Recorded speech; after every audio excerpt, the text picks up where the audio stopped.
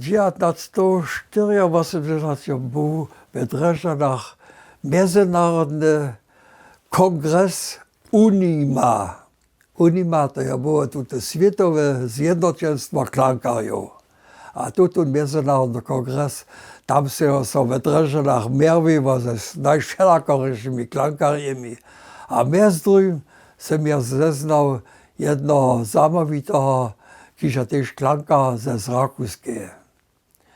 A z tym jsem oni jara przecież człowiek był też klankar, a perfekty, a musimy się tak raz dorozumiewali, musimy się zetkali, potem musimy opisywali, a oni po takim laju, ja nie czekaj, ja tu. Nie myśmy, oni nas przeprosili jako prvních do Rakouskiej na jeden festiwal. A lito požičo su oni, da su dvije klankodživa dvije bivoj svojim přijevoj do Budyšina a su jo ľudí a děti zaharivoj. A to je so vôbec poradživo.